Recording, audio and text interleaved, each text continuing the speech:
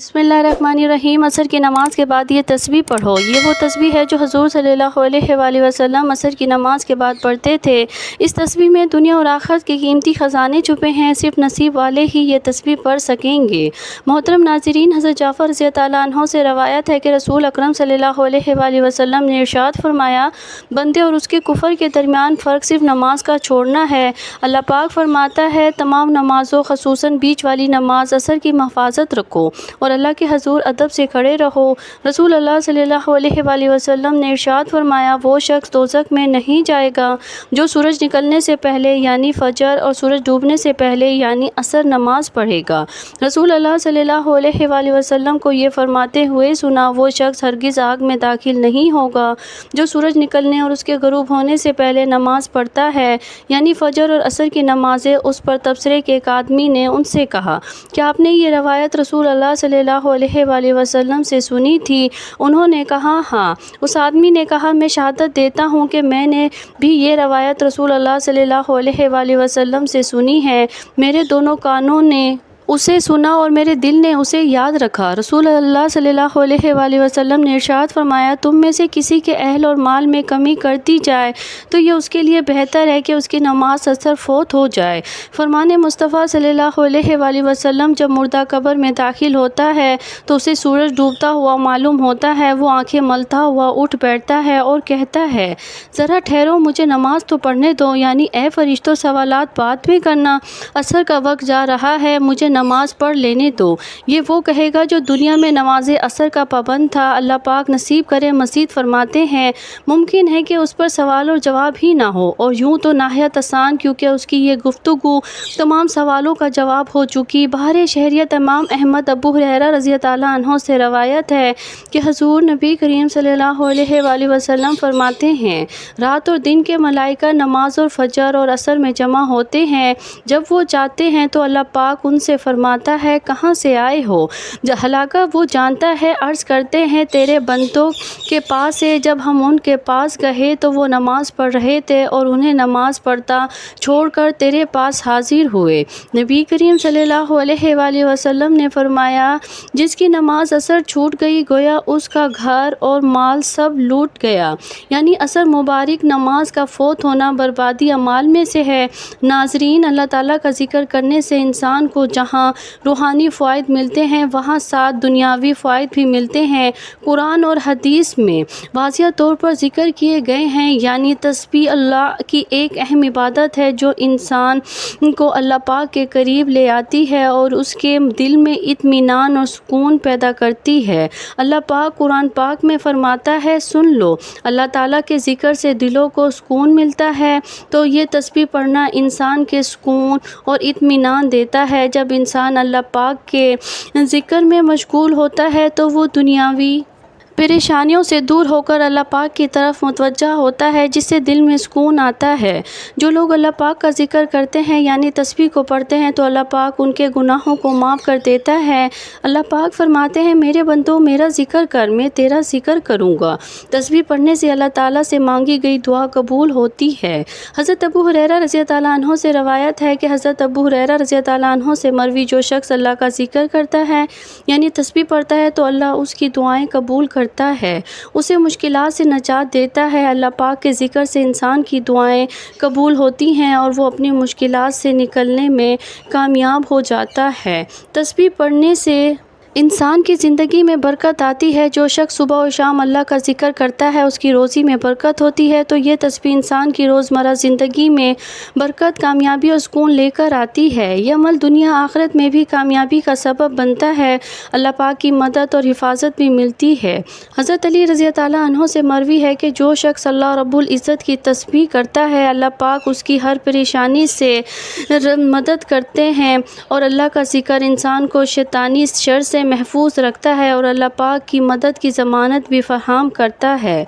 अगर आप चाहते हैं कि अल्लाह पाक आपको दोनों जहानों में इज़्ज़त और कामयाबी अता फरमाए, कभी किसी के मोहताज ना हो, कभी किसी के दर पर ना जाए, कभी किसी के सामने ज़िल्लत और रुसवाई का सामना ना करना पड़े, दुश्मनों से हासिल से हमेशा महफूज रहें, तो आप ये तस्बीह लाजमी पढ़ें, जिसे नबी पाक सल्लल्लाहु अलैहि वसल्लम भी पढ़ते थे कि जिसके पढ़ने से दुनिया और आखिरत के چھپے خزانے مل جاتے ہیں، اور اس تسبیح سے انشاءاللہ دونوں جہان میں عزت و کامرانی آپ کا مقدر بن جائے گی، کامیابی آپ کے قدم چومے گی انشاءاللہ۔ جب کبھی اپنی زندگی کو سمجھنے کی کوشش کرتا ہے تو اسے اس حوالے سے مختلف قسم کے آراء سننے کو ملتے ہیں۔ اللہ تعالیٰ نے قرآن مجید میں اس حوالے سے بہت ہی واضح اور خوبصورت باتیں ارشاد فرمائی ہیں۔ اللہ تعالیٰ سورۃ المومنون میں ارشاد فرماتے ہیں، تو کیا تم نے سوچ لیا کہ بے شک ہم نے پیدا کیا تمہیں بے مقصد ہی، اور بے شک ہماری طرف تم نہیں لوٹائے جاؤ گے؟ بس بہت بلند ہے اللہ جو حقیقی بادشاہ ہے، نہیں ہے کوئی معبود مگر وہ حقیقی رب ہے، عزت والے عرش کا، اور جو پکارے اللہ پاک کے ساتھ کسی دوسرے معبود کو، نہیں کوئی اس کے پاس اس کی، تو بے شک اس کا حصہ اس کے رب کے پاس ہے، بلا شبہ یہ حقیقت کافر لوگ کبھی فلاح نہیں پائیں گے۔ سورۃ الذاریات میں اللہ تعالیٰ نے انسان اور جنوں کی تخلیق کے مقصد کو نہایت اہم انداز میں واضح فرما دیا۔ اللہ تعالیٰ کا ارشاد فرماتے ہیں، اور میں نے ہی پیدا کیا جنوں اور انسانوں کو مگر اس لیے کہ وہ میری عبادت کرے۔ تاہم آیات پر غور و فکر اور تدبر کرنے کے بعد یہ بات سمجھ میں آتی ہے کہ تخلیق انسانیت کا در حقیقت اللہ تعالیٰ کی معرفت حاصل کرنا، اس کی بندگی عبادت کو بجا لانا ہے۔ ان عبادات اور جو جلانے کے مختلف طریقے کتاب اور سنت میں مذکور ہیں، جن میں انتہائی خوبصورت اور آسان طریقے اللہ تبارک و تعالیٰ کا مسلسل ذکر ہے۔ ذکر الہی انوار کی کنجی ہے، بصیرت کا آغاز ہے، اور جمال فطرت کا قرار ہے، حصول علم کا جال ہے۔ یہ تماشا غائے ہستی کے جلوہ آرائی اور حسن افرینیوں کا قرار ہے۔ ذات کے ذکر میں، زاہد کی فکر میں خالق کائنات کی جھلک نظر آتی ہے۔ ذکر الہی دراصل خالق حقیقی سے رابطے کی شکل ہے۔ محترم ناظرین، آج ہم گناہوں کے سمندر میں غرق ہیں، قدم قدم پر رب کریم کی نافرمانیاں کر رہے ہیں، ہماری صبح شام ہماری راتیں مصیبتوں سے آلودہ ہیں، نفس و شیطان کے چنگل میں پھنس کر ہم اپنے رحیم اور مہربان پروردگار کی بغاوت کے مرتکب ہو رہے ہیں۔ دنیا کی محنت نے ہمیں آخرت سے غافل کر رکھا ہے، اس فانی عارضی اور ختم ہو جانے والی زندگی کو نظر بنایا ہوا ہے۔ خوف خدا، فکر اور آخرت و بارگاہ الہی میں حاضری کا احساس معدوم ہوتا جا رہا ہے۔ نتیجہ سامنے ہے، گناہوں پر شرمساری ہونا، اپنی لغزش کا اقرار کرنا، اپنے جرم کا اعتراف کرنا وہ مبارک و بابرکت عمل ہے جس کا توڑ شیطان کے پاس نہیں۔ امام اوزاعی رحمۃ اللہ علیہ فرماتے ہیں، ابلیس نے اپنے چیلوں سے کہا، تم انسانوں کو کس طرح گمراہ کرتے ہو؟ وہ کہنے لگے، ہم ہر طریقے، ہر کوشش سے انہیں گمراہ کرتے ہیں۔ ابلیس نے جواب میں کہا، استغفار کے بارے میں بھی کیا تم نے انہیں گمراہ کیا ہے؟ یہ سن کر ابلیس کے چیلوں نے کہا، استغفار تو وہ عمل ہے جو توحید باری تعالیٰ کے ساتھ جڑا ہوا ہے، اس پر ہمارا زور کیسے چل سکتا ہے؟ ابلیس نے کہا، میں انسانوں کے درمیان ایسی چیز پھیلاؤں گا جس پر انہیں استغفار کرنے کی نوبت نہیں آئے گی۔ استغفار کی فضیلت بندے کے لیے اللہ کی رحمت اور فضل کے دروازے کھول دیتا ہے۔ بے شک اللہ بہت رحیم و کریم ہے، اور جب ہم اس سے گر گڑا کر معافی مانگتے ہیں تو وہ ہمیں ہدایت عطا کرتا ہے، اپنی رحمتوں سے نوازتا ہے اور ہمارا دل اپنی طرف موڑ لیتا ہے۔ اس وقت ہماری زندگی غیر محفوظ کا شکار ہے، اور اس میں کوئی شک نہیں کہ استغفار کا پھر دنیاوی زندگی میں صبر عطا کرنے کا بہترین ذریعہ ہے۔ تو ناظرین محترم، وقت کی نزاکت کو مد نظر رکھتے ہوئے چلتے ہیں وظیفے کی جانب، اور آپ کو بتاتی ہوں وہ تسبیح جو حضور صلی اللہ علیہ وآلہ وسلم نماز عصر کے بعد پڑھتے تھے وہ کون سی تسبیح ہے؟ نماز عصر کے بعد پڑھا کرتے تھے جس میں دنیا اور آخرت کی قیمتی خزانے چھپے ہیں، بہت سے راز پوشیدہ ہیں، اور نصیب والے ہی یہ تسبیح پڑھ سکتے ہیں۔ آپ نے اپنے کسی مقصد کے لیے، کسی بھی مشکل یا پریشانی سے نکلنے کے لیے، خاص طور پر اللہ پاک کی فوری مدد حاصل کرنے کے لیے، راستے سے ہر رکاوٹ دور کرنے کے لیے، ہر ناممکن کام کو کرنے کے لیے، غرض اس تسبیح کو کسی بھی حاجت کے لیے پڑھنا ہے تو سب سے پہلے آپ نے نماز عصر ادا کر لینی ہے۔ سب سے پہلے درود پاک پڑھ لینا ہے۔ ثواب کے طور پر ایک مرتبہ میرے ساتھ بھی درود پاک پڑھ لیجئے۔ اللہم صلی علی محمد وعلی آل محمد کما صلیت علی ابراہیم وعلی آل ابراہیم انک حمید مجید۔ اللہم بارک علی محمد وعلی آل محمد کما بارکت علی ابراہیم وعلی آل ابراہیم انک حمید مجید۔ درود پاک پڑھنے کے بعد آپ نے اپنے مقصد کی نیت کرنی ہے، اور جب آپ اپنی نیت کر لیں تو فوری طور پر آپ نے اعوذ باللہ من الشیطان الرجیم بسم اللہ الرحمن الرحیم پڑھ کر وظیفے کا آغاز کرنا ہے۔ سب سے پہلے اللہ پاک کے ناموں کی تسبیح شروع کر دینی ہے، اور اللہ پاک کے یہ 3 نام یا اللہ، یا رزاق، یا وہاب، ان کا ورد کرنا شروع کر دینا ہے، اور ان 3 ناموں کو 101 مرتبہ پڑھنا ہے۔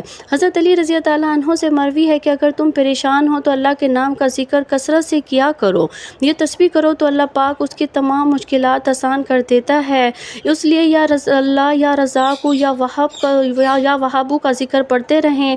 اللہ پاک کے یہ تینوں ناموں کا ذکر کرنے کے بعد آپ نے آج عمل کی تسبیح پڑھنی ہے، جو عمل کی ریڑھ کی ہڈی ہے۔ آپ نے سبحان اللہ و بحمدہ سبحان اللہ العظیم، استغفر اللہ و اتوب الیہ سبحان اللہ و بحمدہ سبحان اللہ العظیم، استغفر اللہ کو پڑھنا ہے۔ یہ وہ کلمات ہیں جو نبی کریم صلی اللہ علیہ وآلہ وسلم عصر کے بعد کثرت سے پڑھا کرتے تھے۔ ان کلمات میں اللہ کی پاکیزگی کا اظہار، اس کے شکر کی علامت، بخشش کی درخواست ہے۔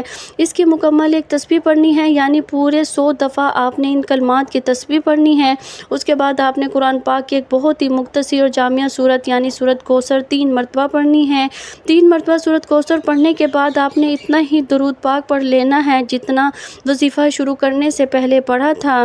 یہ عمل بہت ہی کمال کا عمل ہے، بہت ہی مجرب وظیفہ ہے۔ آپ نے اس کو نماز عصر کے بعد لازمی پڑھنا ہے۔ اس تسبیح کو پڑھنے کا معمول بنا لے۔ اس تسبیح میں دنیا اور آخرت کے راز پوشیدہ ہیں، فیصلے آپ کے حق میں ہوں گے، جیسا آپ چاہیں گے ویسا ہی ہوگا۔ اللہ تعالیٰ آپ کی خواہشات پر ان کا حکم فرما دے گا اور آپ کی ہر جائز مراد کو پورا فرما دے گا۔ ناظرین محترم، یہ چھوٹی چھوٹی تسبیحات، ان پر خود بھی عمل کریں اور اپنے گھر والوں کو، دوست احباب کو بھی ان پر عمل کرنے کی توفیق عطا فرمائے۔ ان کے متعلق بتائیں تاکہ ان کو پڑھنے سے دنیا اور آخرت کا فائدہ حاصل ہو۔ جو فائدہ آپ کو ہوں گے انشاءاللہ خود بھی اپنی نظروں سے دیکھیں گے، اور دنیا بھی دیکھ کر حیران رہ جائے گی، اور اللہ تعالیٰ آپ کو آخرت میں اتنا اجر دیں گے جو بیان کرنے سے باہر ہے۔ اللہ تعالیٰ ہم سب کو استغفار کرنے کی توفیق عطا فرمائے، اور ہمیں ان لوگوں میں شامل کرے جن پر ان کا خاص کرم ہے۔ ناظرین، ویڈیو اچھی لگی ہو تو ویڈیو کو لائک کریں، دوستوں کو میں شیئر کریں، چینل کو سبسکرائب کریں، دعاؤں میں یاد رکھیں۔ اللہ حافظ۔ اور کمنٹس باکس میں اللہ تعالیٰ کے 99 ناموں میں سے ایک نام ضرور ٹائپ کیا کریں۔ اللہ تعالیٰ ہم سب کا حامی اور ناصر ہو۔ اگلی ویڈیو تک اجازت دیجیے۔ اللہ حافظ۔